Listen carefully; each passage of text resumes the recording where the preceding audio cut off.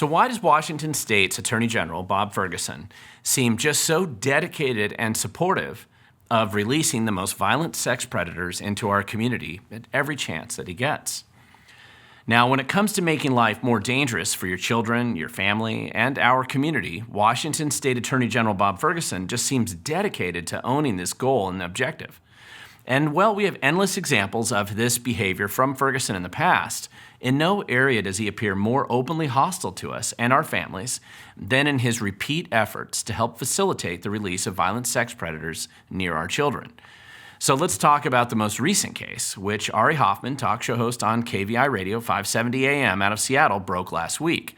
And this was a case that kind of hits close to home for me, as Bob Ferguson appears to be actively involved in facilitating the early release of a violent sex predator out of custody and into a home about 15 minutes from my house, right next to children, families, a school bus stop, of course, and the primary Little League and soccer playing fields for the community of Rochester, which is located in South Thurston County, Washington State. Now, Ferguson's theory just appears to be that this guy can use the community as his happy hunting grounds for easy access for this violent sex predator's next collection of child victims.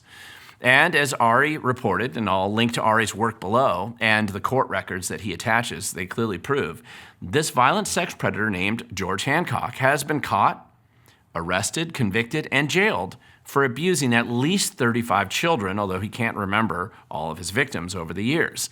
The last time that he was released in the 1990s, he committed the same crimes again, and he doesn't believe that he has done anything wrong. So he apparently blames his child victims and the STDs that he gave them for his prison sentence. Now, based on the reports filed with the court by Washington State's DSHS, the Department of Social Health Services, and by the Department of Corrections, it appears that this man should remain locked up with the other violent sex predators on McNeil Island in a safe facility basically designed to protect the children and women of our community from their predators for the rest of this guy's life.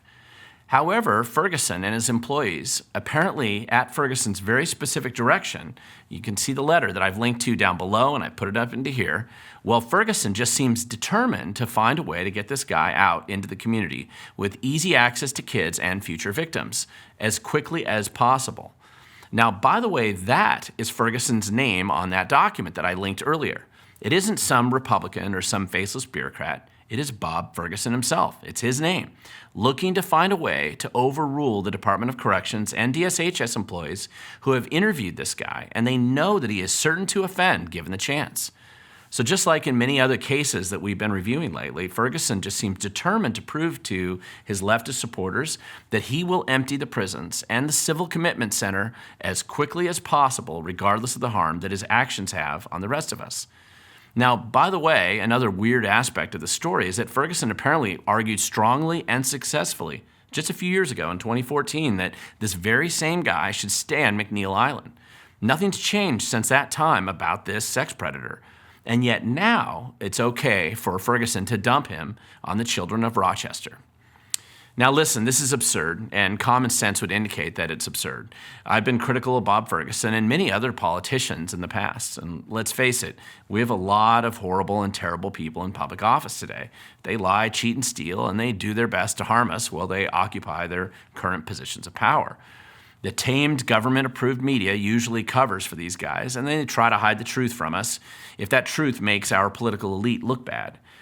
However, these endless stories of Governor Inslee, AG Bob Ferguson, and others in high positions of political and bureaucratic power are just absurd, and they obviously are harmful to the people who live in our communities. I mean, Bob Ferguson just doesn't seem to care. Will he lie and claim that he actually does? Sure, of course. Lying comes easy to politicians like him. But will he change his behavior? Apparently not. Now, it's hard to understand and maybe even impossible for the average person to comprehend, but everyone needs to realize sometimes we just have horrible people in public office who just shouldn't be there. And it's a big mistake to allow them to occupy their position of power. People can make this into a partisan thing if they want, but that usually becomes the cloak that is used to basically cover up the horrible job that these guys do when they do get into public office. Now, sure, Bob Ferguson is a Democrat. And sure, he is running for the office of governor next year. Sure, Bob Ferguson spends most of his time promoting himself, collecting campaign cash, or posturing to the tame media who unfortunately just regurgitate whatever they're told by his office to repeat. However, his actions speak far louder than mere party labels attached to his name on his campaign signs. Yes, it is true that Bob Ferguson apparently has been involved in creating the culture of corruption that we're witnessing in the Washington State Attorney General's office today, where apparently destroying public records to hide the truth is just part of the unwritten job description. And sure, it appears that he uses his office to prevent Puget Sound Energy, for example, from accurately reporting the reason for their increasing utility bills to the consumer because, of course, that would expose the costly scam of the carbon tax scheme. And sadly, it is unfortunately true that Ferguson has weaponized his office to attack, torture, and destroy political enemies. Well, he also uses his power to protect his political friends and cover up their lawbreaking. However, just because he is a Democrat, that doesn't mean he gets a free pass on these actions. And while maybe it does mean that he gets a free pass from the traditional state-approved media sources like King 5 News and the Seattle Times, but he shouldn't get a pass just because of his party affiliation. However, as true as all these things might be, the most inexplicable part of Ferguson's behavior in this whole position has been his unrelenting support for violent criminals and his insatiable desire to dump them back into our communities as quickly, as secretly, and as quietly as he can. His close alignment with violent sex predators and his support for their basic efforts to regain access to our children, it's just stunning, and it's bizarre. And now he is arguing that this background gives him the moral authority to be our next governor. Now, to know Bob Ferguson is to know that he would be a terrible governor. And don't get me wrong, it is important to realize that every politician has kind of a built-in constituency, and obviously violent felons love Ferguson. Violent sex predators understandably love this guy. The hardcore violent left in Seattle will love him forever, at least in part because he looked the other way while they trashed Seattle, and of course he sued Trump a bunch. And obviously, the government grifters, they expect to profit from the corporate and insider kickbacks that Ferguson will certainly send their way. They love him too, but other than these special interests, who the heck thinks this guy is a good guy? I mean, seriously. Now, all we can do is continue to expose the truth about this guy. Share the truth widely. Talk to others in your community and your social circles. I mean, we don't need the violent sex predator's best champion to be our next governor. But I believe we can only stop the corrupt politicians by exposing the truth. And we can only do this if we're willing to show up.